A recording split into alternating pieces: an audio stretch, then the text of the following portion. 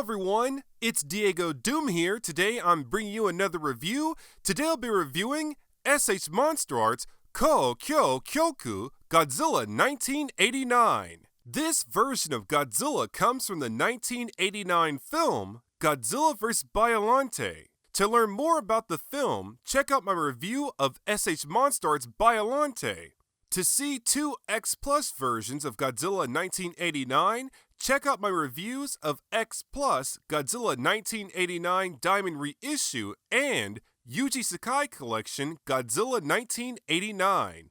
This particular figure is a very special release. This figure is the first entry into the new S.H.MonsterArts Kou Kyou Kyoku line. The Kou Kyou Kyoku line's main selling point is light, sound, and music added to our figures. Another bonus is the figure is on a larger scale than our normal S.H.MonsterArts figures. S.H.MonsterArts Kou Kyou Kyoku Godzilla 1989 is a fantastic entry into the Kou Kyou Kyoku line. Godzilla has a fantastic sculpt, fantastic paint applications, a nice light-up feature, a great sound feature, a great music feature, and a good range of articulation. First, let's check out the box.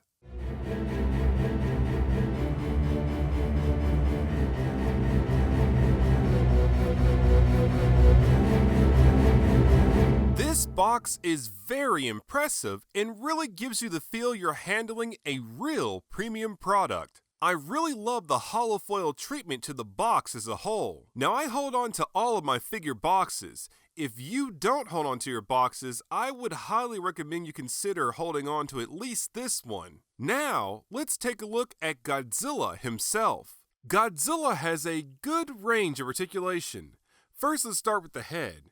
We can look up some, down some, to the left and to the right some.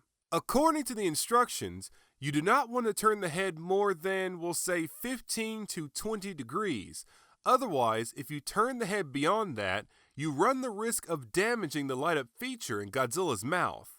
So please be extra careful when turning Godzilla's head. The jaw can open up. The shoulders have a good range of rotation. They can rotate almost a full 360 degrees. Now, I'm not doing this on my figure. My shoulder joints are pretty tight and I'm afraid I might break something. Moving out to the elbows, we have a nice bend in the elbows. They can also swivel. The claws are on ball joints so we can tilt and spin these very freely. Moving down to the waist, there is no movement in the waist.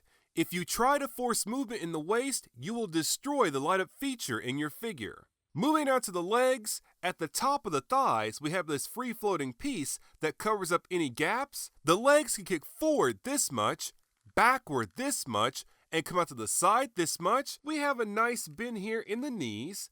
The feet can tilt and swivel. Finally, we have Godzilla's super long tail comprised of many ball joints. This tail is very posable and very solid, which is definitely very cool. The ball joints go all the way down the segmentations of the tail, all the way till we reach the end to the last two segments. Those are actually on one ball joint. So this tail is very cool, very solid, and very posable.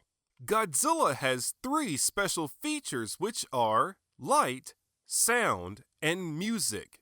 Before we can enjoy our special features, we need to set things up. First, we need to separate Godzilla's body by pulling up on the upper torso.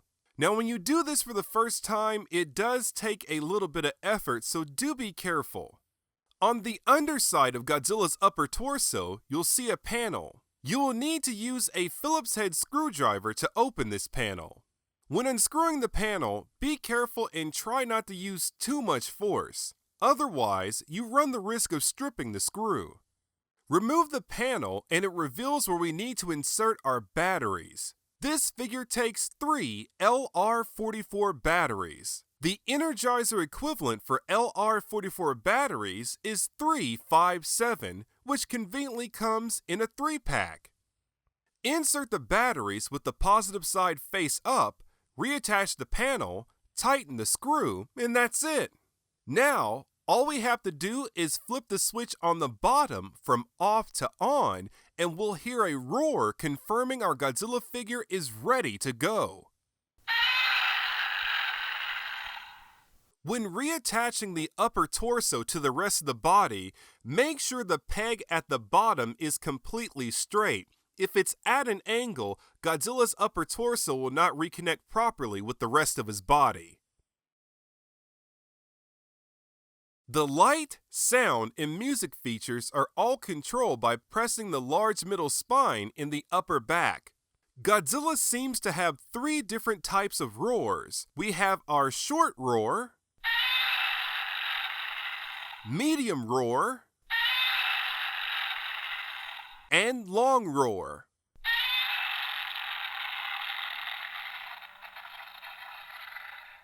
We also have 2 types of long groans.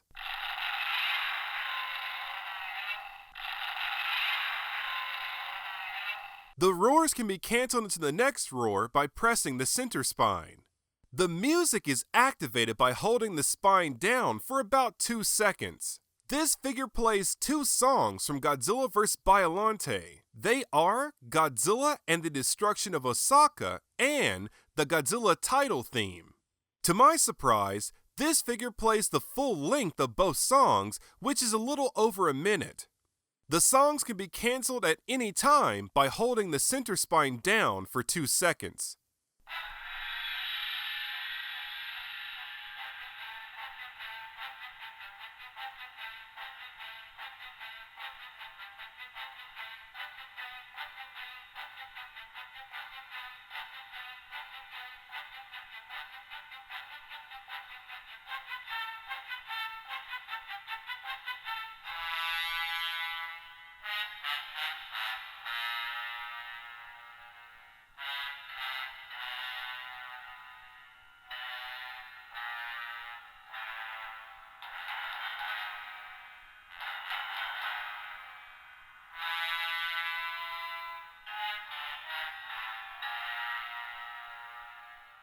You can have Godzilla roar and use his atomic breath at any time during the music by simply pressing the center spine.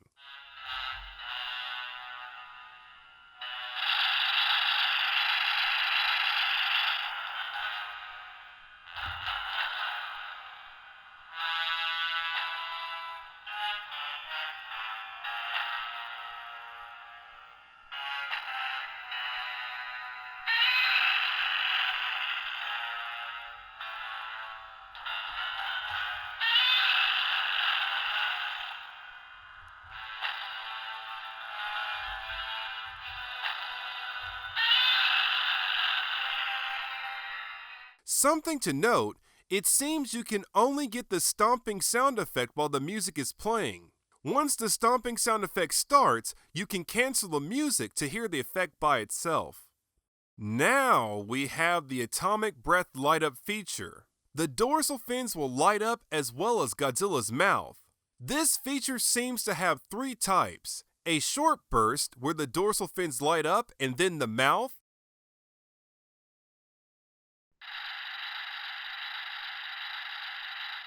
a medium burst where again the dorsal fins light up and then the mouth,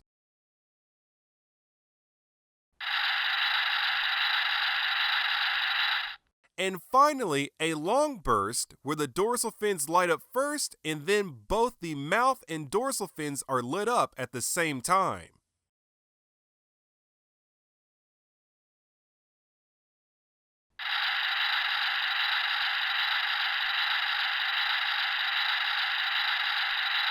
It seems these bursts are activated in cycles, so after every 3 roars, you'll get 1 type of atomic breath burst. I think each burst starts a new sound cycle ending in the next type of atomic breath. Now guys, I have to admit I am disappointed with the light up feature on this figure. It's definitely not as bright as it was depicted in the promotional materials and videos.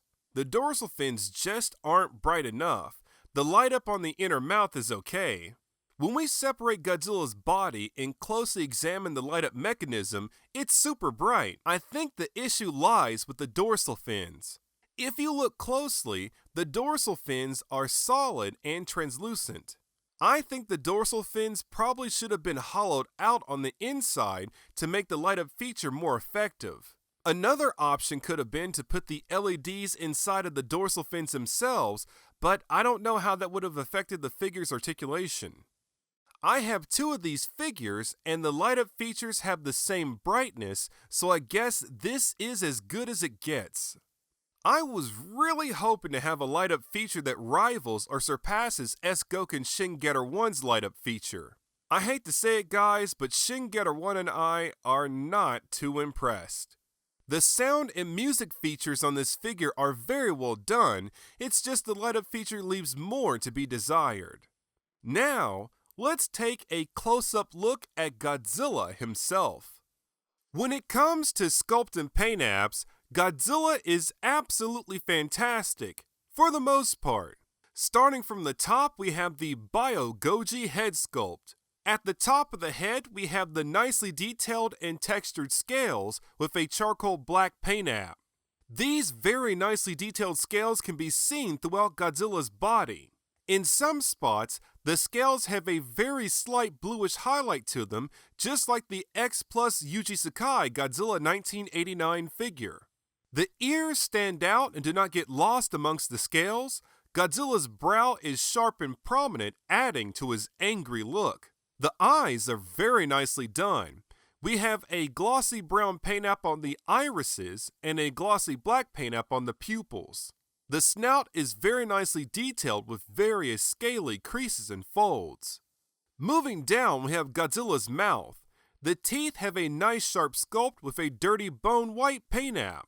I think the teeth on this figure look better than the teeth on our X Plus Yuji Sakai Godzilla 89 figure, which is pretty crazy. The tongue and inner mouth are nicely detailed. The upper inner mouth and tongue have a semi-translucent flesh tone paint app. The lower inner jaw has a very dark flesh tone paint app. Moving down, we have the chest with a nice scaly muscular sculpt. The pattern of the scales in the chest vary as we go into the various creases and folds. We can also see the slight bluish wash on the scales. The arms have a nice scaly muscular sculpt with creases and folds. The claws have a nice jagged sculpt with a dirty bone paint up on the fingernails. Something odd I noticed on one of my figures, there's a random spot of purple paint on the left bicep. I guess someone got carried away at the factory or something. Moving down, we have Godzilla's massive scaly muscular legs. We can see how the scales vary as we go from the thighs all the way down to the shins. The feet have a very nice large scaly sculpt. The toenails have the same dirty bone paint app as the claws. Spin around to the back, we have Godzilla's dorsal fins. This is where things get a little disappointing. Starting from the top of the head, we have the beginning of the dorsal fins with a nice jagged sculpt. The dorsal fins have a very light gray paint app. Once we reach the lower neck and upper back, the sculpt of the scales seems to get kind of bad. They are not as detailed as previously seen, and also the charcoal black paint app from the body sloppily spills upward. As we move down the back, the dorsal fins become nice and large. The large dorsal fins have a fantastic sculpt with a semi-translucent light gray/bonish paint app at the top that transitions down to a translucent charcoal gray paint app that closely matches the body. Something that really bothers me about this figure is the outer row of dorsal fins. These fins really do not look good. The sculpt is bland and they're not as jagged as our other dorsal fins. It really looks like they're incomplete or an afterthought. I think these odd dorsal fins cause you to really notice the unique shape of the back housing the light-up feature. As we come down the back, the dorsal fins gradually become smaller and look fantastic again. The tail has a very nice long scaly multi-segmented sculpt. The underside of the tail has a slightly smoother scaly sculpt. As we reach the end of the tail, the dorsal fins become even smaller and tiny as we reach the very end of the tail. As a whole, I think Godzilla turned out to be fantastic, but this figure does have some shortcomings that I think would make most collectors second guess picking him up for full price. The light-up feature is really disappointing. I feel it could have been executed a lot better to have it match the intensity we saw in the promotional materials. The sound effects are a cool novelty feature, but given the price, I would have gladly given them up for a better light-up feature and a proper effect part. The articulation is good, and you can put this figure into some good poses, but the lack of a waist swivel really limits the figure. I love the scale and sculpt of this figure aside from those awkward dorsal fins. I feel like this figure could be a great gateway piece for those looking to get into collecting X Plus figures.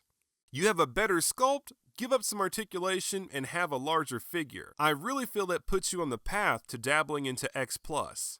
Godzilla does not come with any accessories, so let's take a quick look at how well our blue atomic breath effect part matches up with this figure. Godzilla's mouth does not open up all that wide, but you can slide most of our atomic breath effect parts into his mouth. Now the atomic breath effect part will be kind of short due to the scale of the figure, but I think it looks okay. I really hope if this line continues we can get some proper effect parts that maybe can light up as well. Now, let's do some size comparisons.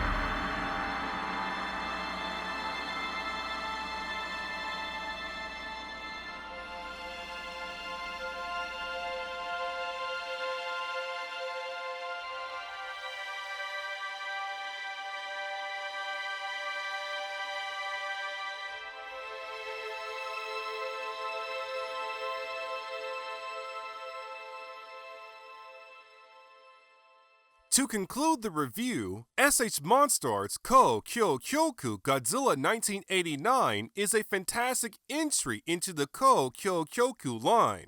Godzilla has a fantastic sculpt, fantastic paint applications, a nice light-up feature, a great sound feature, a great music feature, and a good range of articulation.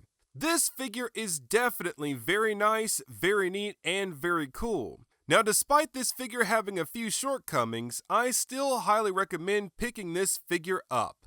Be sure to check out the 1989 film Godzilla vs. Biollante. It is absolutely fantastic. This has been another review by DiegoDoom. Thank you very much for watching, and please stay tuned for more figure reviews. To see the unboxing of this figure or more S.H.MonsterArts reviews, click the links on screen.